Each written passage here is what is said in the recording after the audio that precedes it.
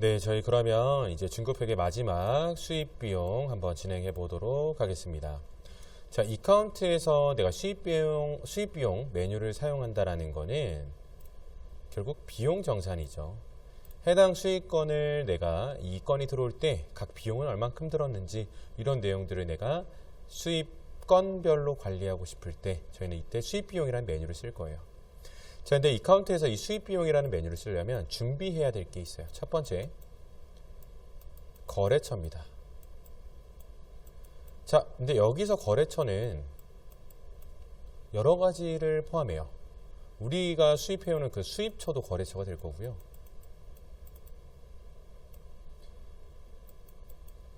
우리를 포워딩 해주는 포워딩 업체, 즉 관세사도 거래처로 필요합니다. 자, 그러면 또 하나는 우리에게 세관, 세금 계산서를 끊어주는 이 세관도 거래처로 등록이 돼줘야 돼요. 자, 그럼 두 번째는 내가 외화 통장이 따로 있다면 외화 계좌를 등록해서 또 관리를 해야 되겠습니다. 그리고 이 수입처랑은 우리가 외화로 거래하기 때문에 그러면은 외화도 등록이 당연히 등록이 되어 있어야 되겠죠. 외화도 등록이 되어 있어야 되겠습니다. 자, 그럼 이 내용들 이제 어떻게 등록할 거냐면 회계원 기초 등록에 거래처 등록으로 들어갑니다. 자, 들어왔을 때 이렇게 신규 버튼을 눌러보면 내가 거래처를 등록할 수 있다는 건 알고 있어요. 자, 근데 여기서 거래처 정보 탭을 들어가서 마우스 밑으로 쭉 내려보면 업종별 구분이라는 게 있습니다. 자, 관세사는 꼭 이 체크를 해주셔야 돼요. 관세사에다가 체크해줘야지 내가 수입비용 메뉴를 쓸 때 관세사한테 뭐 지급을 했다는 등 이런 내용들에 대해서 검색이 가능합니다. 그 외 거래처는 그냥 일반으로 잡아주시면 돼요. 자, 그리고 외화로 우리가 거래를 한다. 즉 수입처가 우리 외화로 거래하겠죠. 그러면 외화를 연결해주면 되는데, 자, 저희는 실스코드에서 외화가 있는 거고요. 외화가 없으면 추가 버튼 눌러서 외화를 등록해 주시면 되겠습니다. 그 외에 일반적인 뭐 세관, 그다음 거래처 이렇게 쭉 내용 등록해 주시면 되겠고요. 자, 그다음에 계좌 등록 들어가서 이렇게 외화 통장 등록되어 있는데 외화 계좌 연결까지도 같이 잡아줘야지 준비가 끝나겠습니다. 자, 여기까지 준비가 됐으면 이제 회계2의 수입 비용의 메뉴를 볼 건데요. 자, 저희가 메뉴를 보기 전에 이 순서를 먼저 한번 같이 보겠습니다. 이 순서랑 메뉴랑 한번 맞춰 볼 거예요. 자, 첫 번째, 업체한테 우리가 발주서를 보냈습니다. 자, 이건 어떻게 할 거냐? 저희 구매 발주서 입력 쓸 거예요. 그래서 그걸 보낼 거예요. 자, 그 다음에 관리번호 등록이라고 되어 있는데 이거는 이제 이 수입건에 대한 고유 넘버가 되겠습니다. 그게 BL 넘버라던가 또는 뭐 PO 넘버라던가 이런 고유 넘버가 있을 거예요. 자, 이 관리번호를 등록해주면 이 관리번호는 이제 모든 전표에 다 따라다닐 거예요. 그렇기 때문에 당연히 중복될 수 없고요. 그래서 고유 번호로 입력해 주시는 거를 당연히 추천드리도록 하겠습니다. 자, 그러면 우리가 업체한테 발주서를 보냈으면 이제 인보이스를 하나 받을 건데 이카운트로 따지면 매입대금 청구서를 받았다라고 입력 처리할 거고요. 거래처한테 돈을 줬으면 이카운트에서도 거래대금 지급이라는 메뉴를 쓸 거예요. 자, 여기까지가 이제 그 수입처와의 우리의 관계는 끝났어요. 그 다음은 어떻게 진행이 될 거냐면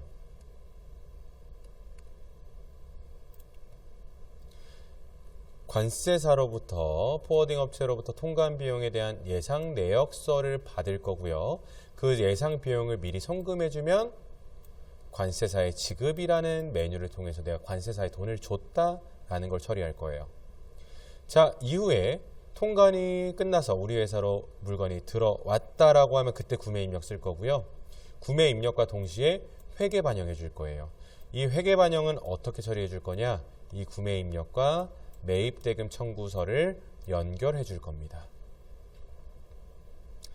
자, 그리고 이제 관세사로부터 우리가 영수증 뭉치를 받을 거예요. 거기는 세금 계산서도 있을 거고 일반 영수증도 있을 건데 그 내용을 기록 남겨줄 거고요.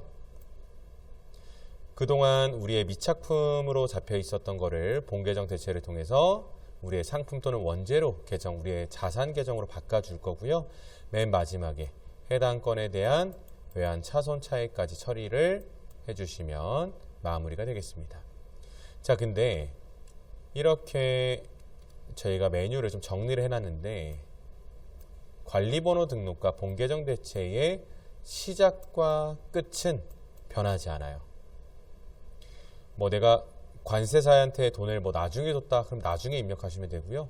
내가 거래처한테 뭐 거래대금을 나중에 줬다라고 하면 나중에 입력하시면 돼요. 그런데 그러려고 하더라도 관리번호와 본계정 대체의 순서 맨 처음과 마지막은 고정값이다라고 참고해 주시면 되겠습니다. 자, 그럼 이 내용을 가지고 저희가 한번 직접 화면을 통해서 한번 같이 진행해 보도록 하겠습니다. 자, 첫 번째 관리번호 등록부터 시작이 돼야겠죠. 자, 신규 버튼 눌러서 뭐 관리번호 코드 입력해 주시고 관리번호 명에다가 해당 수입건에 대한 내용을 적어 주시면 돼요. 뭐 예를 들어서 텀블러 1차 수입건.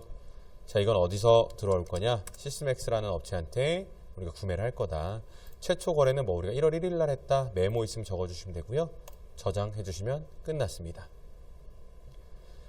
자, 비용 항목 이카운트에서 이 정도의 비용 항목은 제공하고 있어요. 근데 이거 말고도 우리 더 필요하다. 신규 버튼 눌러서 어떤 비용 때문에 돈이 나가는지 같이 작성해 주시면 되겠습니다.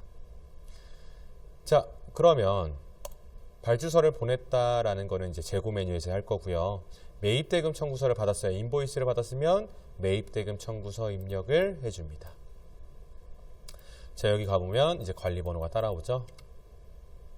돋보기 체크해서 텀블러 1차 수익건에 대한 내용이고 시스맥스한테 뭐 2,000달러짜리였다 이렇게 쓰는 게 아니에요. FM 버튼 눌러서 외화에다 입력해 줄 거예요. 또 제가 지금 등록한 이 시스맥스가 외화 거래처로 등록이 되어 있기 때문에 이렇게 표시된다라는 것도 참고해 주시면 되겠습니다. FM 버튼에 해당 내역 클릭해서 외화 금액에 자, 2,000달러다. 근데 그때 당시의 환율이 1,300원이었다. 이렇게 입력하고 적용 눌러주시면 밖에는 자동으로 원화 금액이 나오게 될 거고요. 이 상태로 그대로 저장 버튼 누르면 매입대금 청구서 수령 끝납니다. 자, 그럼 이때 자금 현황표 들어가서 검색해보면 시스맥스한테 우리가 외상 매입금이 생겼다라는 내용을 확인할 수 있는데 괄호는 뭔가요? 괄호는 외화를 의미합니다. 자, 그럼 이제 자금 현황표를 통해서 우리가 시스맥스한테 줄 돈도 정확하게 알 수가 있게 되었어요. 그럼 거래처한테 돈을 줬을 때는 거래대금 지급이라는 메뉴를 쓸 거고요. 자, 어디에서 줬냐면 자, 외화 계좌에서 줬습니다. 어떤 관리번호 때문이었냐면 텀블러 1차 수입건 때문에 준 거고요. 거래처는 시스맥스한테 줬고요. 자, 이때 금액 준 것도 원화로 그냥 260만 원 줬어요가 적어주시는 게 아니에요. FM 버튼에 외화 처리해서 외화 금액을 적어주는 겁니다. 자, 외화 금액은 2,000달러 다 주겠죠. 근데 그때 당시 환율이 1,200원이었어요. 자, 그러면 원화 금액은 240만 원이 찍히게 됩니다. 자, 근데 이때 밑에 버튼을 보시면 외환 차손 손익을 내가 미리 적어 놓을 수가 있어요. 원래 기존에 260만 원이었다. 근데 내가 실제로 20만 원만큼 이익 봤다라는 걸 미리 처리할 수도 있겠습니다. 이 내용이 내가 나중에 일반 전표로 처리하셔도 되고요. 자, 그게 아니라면 여기서 직접 그때 바로 처리하실 수도 있겠습니다. 자, 이렇게 입력하시고 적용 버튼까지 딱 눌러주시면 240만 원 나오게 될 거고요. 저장 버튼 눌러주면 내가 거래처한테 돈 줬다라는 것도 끝나요. 지금 매입대금 청구서와 거래대금, 즉 거래처와의 우리의 관계를 적어줄 때 금액의 FM 버튼에 외화로 적어준다라는 거 꼭 기억하셔야 되겠습니다. 자, 그리고 나서 자금 현황표를 가서 검색을 해보면 이렇게 잔액에 외화 잔액은 없는데 원화 잔액은 남아있어요. 우리가 이득을 받기 때문에. 자, 이런 내용들도 저희가 마지막에 정리를 해줘야겠죠. 자, 그 다음에 이제 저희는 어떤 순서로 갈 거냐. 통관 예상 내역서를 수령해서 통관 예상 비용을 보내줘야 돼요. 자, 그러면 우리는 관세사한테 돈을 줄 건데요. 마찬가지로 이렇게 자금 지급 시에 관세사의 지급이라는 메뉴가 있습니다. 520 통장에서 텀블러 1차 수익권 때문에 관세사, 내가 등록해놨던 관세사, 자, 여기에서 딱 체크해보면 하나밖에 안 나오죠. 여기에 나오게 되는 이유가 아까 거래처 등록할 때 관세사라고 체크했기 때문에 나온다라는 거 다시 한번 기억해 주시고요. 자, 뭐 30만 원을 줬다 입력해 주시고 저장 눌러주시면 끝나요. 자, 그러면 자금 현황표 들어가서 다시 한번 검색해 보면 관세사에 대해서 우리가 외상매입금을 가지고 있어요. 이때 계정을 외상매입금으로 그냥 처리할 거고요. 관세사가 대신 처리해 줄 거예요. 그래서 이 돈을 차감시킬 겁니다. 이 금액을. 자, 그럼 이 외상매입금으로 어떻게 처리하는지 한번 보여드리도록 해보겠습니다. 관세사로부터 영수증을 받았어요. 일반 영수증 수령 들어갈 거고요. 하역비 때문에 받았습니다. 텀블러 1차 수익권 때문에 받았고, 거래처의 이름은 이런 식으로 이름 적어줄 거예요. 그리고 금액에다가 뭐 15만원 또는 뭐 10만원, 자, 이렇게 적어주고 저장을 눌러줍니다. 자, 근데 이렇게 입력을 하게 되면 잘못 입력이 된 거예요. 왜냐? 자금 현황표 들어가서 검색을 했을 때 이 이름 없는 업체에 우리가 잔액이 있나요? 있어야 되나요? 외상매입금으로? 없어도 되죠. 자, 이 금액이 없어지려면 어떤 금액으로 처리가 돼야 되죠? 관세사 사무소에 우리가 준 돈으로 처리가 돼야 되죠. 자, 그러기 때문에 자, 수익비용 전표 검색 메뉴에서 제가 입력했던 이 전표를 딱 클릭하고 들어갈 거고요. 찾아서 들어갈 거고요. 외상매입금으로 둘 게 아니라 관세사로 처리할 거예요. 관세사에서 이미 돈을 줬다. 저장 버튼 눌러주면 자금 현황표 가서 검색 버튼 눌렀을 때 자, 이렇게 관세사에 대한 잔액이 계속 감소하게 됩니다. 마찬가지예요. 또 일반 영수증 수령했습니다. 자, 거래처는 보관소. 자, 외국에서 우리 거를 보관하고 있어줘서 뭐 창고료가 나갔어요. 뭐 7만 원이 나갔습니다. 자, 똑같이 이때도 출금 계좌는 관세사. 관세사한테 내가 준 돈에서 이미 받았어요 라는 뜻이에요. 이 상태로 저장 버튼 눌러주시면 똑같이 자금 현황표에 검색해 봤을 때 관세사의 금액, 이 잔액이 계속 아까보다 감소되고 있는 걸 보실 수가 있게 되겠습니다. 자, 그럼 이번에는 세금계산서를 받았어요. 그럼 세금계산서 들어갈 건데, 자, 세금계산서는 이름만 써서는 안 돼요.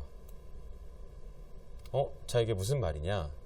일반 영수증 수령할 때 제가 코드 값에 꼭 코드를 채워놨었나요? 아니죠. 왜냐? 종이 영수증을 받았다라는 건 그 거래처는 일회성적인 성향이 되게 강해요. 그렇기 때문에 저희는 이름만 써서 그냥 금액 관리가 중요한 내용입니다. 비용에 대한 금액 관리가 중점적인데 세금계산서는 아니에요. 우리가 증빙 자료를 받았기 때문에 거래처 코드가 필요해요. 즉 거래처로 등록이 되어 있어줘야 되는 거고요. 자, 뭐 보험료를 우리가 보험료에 대한 세금계산서를 받았습니다. 관리번호 똑같이 텀블러 1차 수익권이 될 거고요. 거래처는 뭐 KCP 플러스한테 받았고요. 뭐 금액은 8만 원짜리였습니다. 자, 그런데 이것도 마찬가지로 출금계좌 외상매입금으로 가지고 있을 필요가 없겠죠? 출금계좌에 관세사가 들어가주면 끝납니다.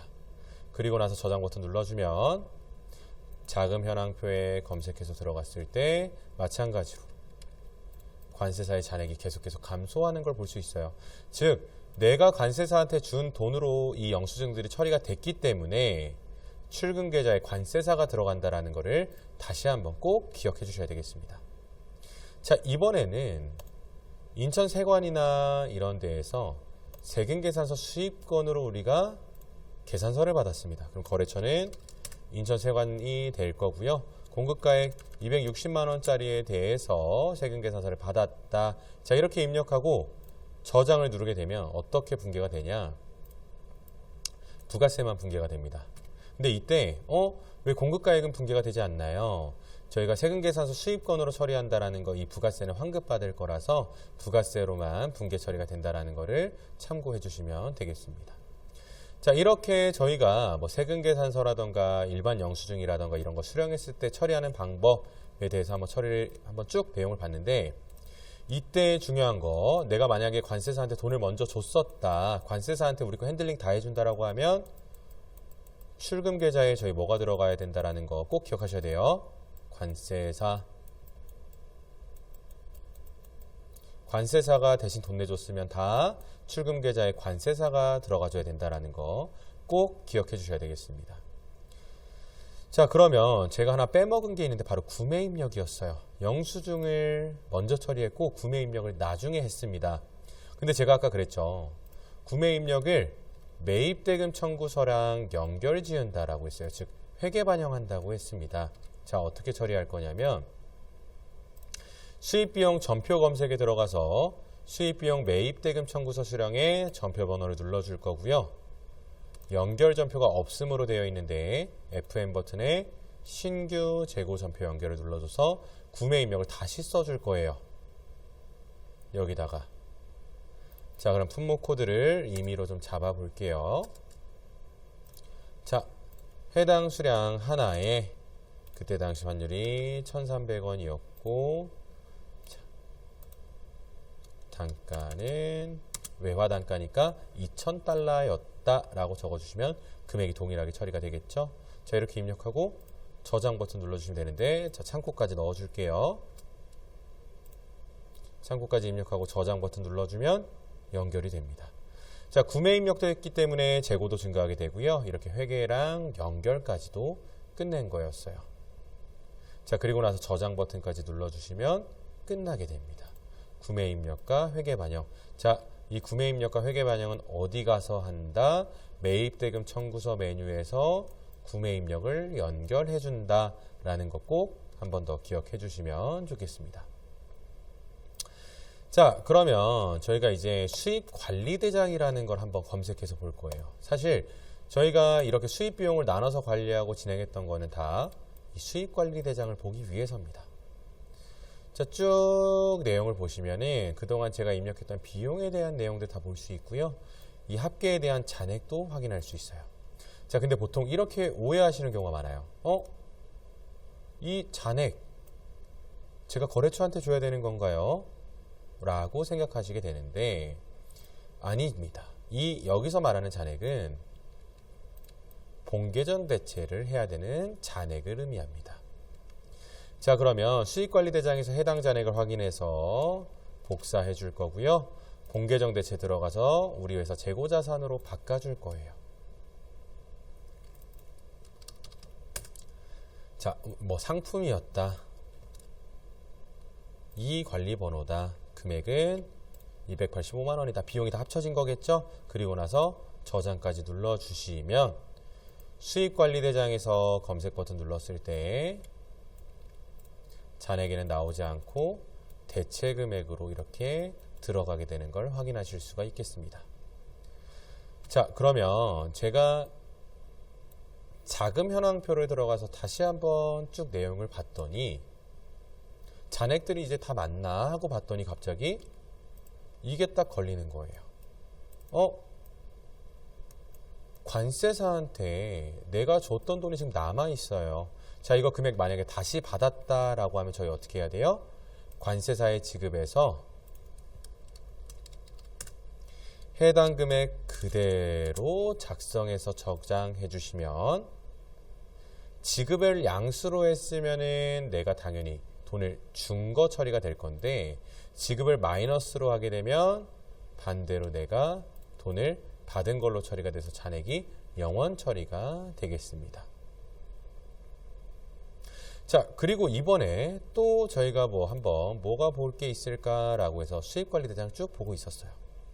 자, 그런데 생각해 보니까 이 비용, 들어간 게 품목의 원가로 들어가지 않은 거예요. 자, 해당 건 땅 클릭해서 수익관리대장을 따로 볼 수도 있는데 비용 금액을 확인을 합니다.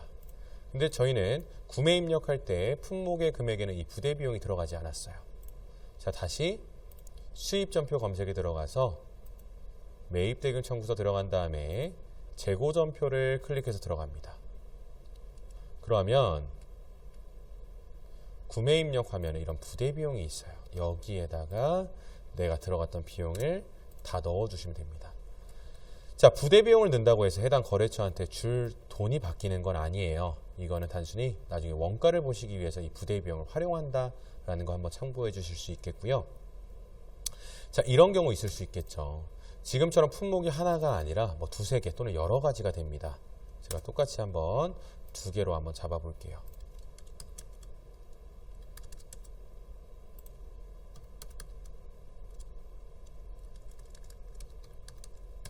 자, 이런 식으로 금액을 맞췄는데 해당 부대 비용을 내가 안 분해줘야 되는 상황이다라고 하면 번호 땅 체크하고 부대 비용 체크해서 총 부대 금액을 입력해주고 적용시켜주면 원화 금액 기준으로 해당 부대 비용이 안분이 돼서 적용이 되겠습니다.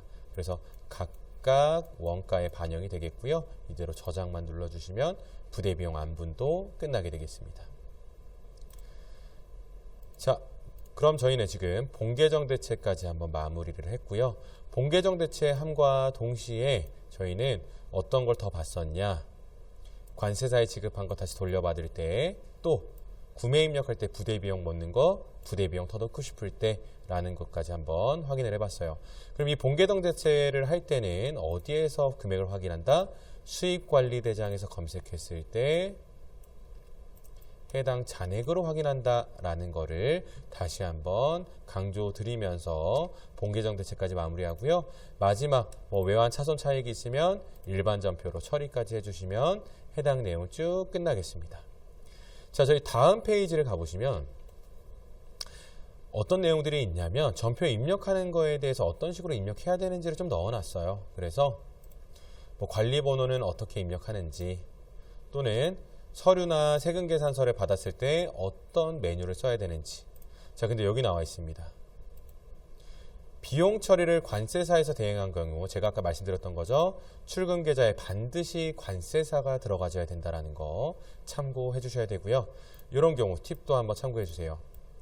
인천 세관장 또는 세관장 통해서 받은 수입 세금 계산서에서 부가세만 환급이 됐다라는 거는 세관장에 받은 세금 계산서는 부가가치세를 납부한 후 환급받기 위해서다라는 것도 한번 참고해 주시면 되겠고요.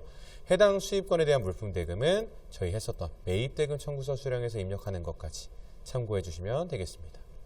자, 만약에 종이 영수증이었다 그럼 일반 영수증 쓸 수 있는데 이때 거래처 명으로만 입력 가능하다라는 거 또 한번 참고해 주시면 좋겠습니다. 자, 그리고 나서 우리가 거래처로부터 매입대금 청구서 받으면 입력해 주시고요. 돈 줬으면 자금 지급 입력해 줄 거고, 자, 외환 처리 관련된 계정에서는 이렇게 저희가 참고사항 넣어놨으니까 이 내용도 한번 참고해 주시고요. 외환 차익과 차손 처리하는 방법, 회계원, 패스트엔트리 일반 전표에서 직접 분계로 잡아줄 수도 있다라는 거고요. 관세사한테 내가 돈 줬다, 관세사 지급 통관 완료되면 본계정 대체 처리한다라는 거 참고해 주시면 되겠습니다. 자, 그럼 이대로 저희 다음 페이지 또 넘어가 보면 이제는 수익관리대장 관련된 출력물이 나와 있는데 저희가 오늘 계속 봤던 내용이에요. 수입비용 전표 검색이라는 거는 내가 수입비용 메뉴에서 입력한 전표를 조회하고 수정하고 삭제할 수 있다는 하나의 특징을 가지고 있고요. 두 번째, 수입관리대장이라는 거는 저희 관리 번호별 수입건에 대한 비용 관리가 필요할 때 저희 수입관리대장 메뉴 봤었습니다. 자, 세 번째, 관세사의 외상매입금 정리라는 건 뭐냐면 내가 남은 돈이 있거나 돈을 더 줘야 될 게 있으면 이제 관세사의 지급 메뉴를 통해서 처리할 건데, 자금 현황표에 관세사의 외상매입금 계정 잔액으로 처리한다. 자, 근데 저희 아까 이 내용 봤을 때 어떻게 돼 있었죠? 잔액이 마이너스로 되어 있으면 환급 다시 돌려받아야 됐었고요. 그럼 반대로 잔액이 플러스로 돼 있다라는 거는 우리가 더 돈을 지급해야 된다라는 거를 확인할 수 있었습니다. 만약 환급이 필요하다라고 했으면 저희는 관세사의 지급 메뉴에서 마이너스로 입력한다라는 것까지 다시 한번 기억해 주시면 좋겠습니다. 네, 저희 여기까지 수입비용 메뉴 마무리하도록 하겠습니다.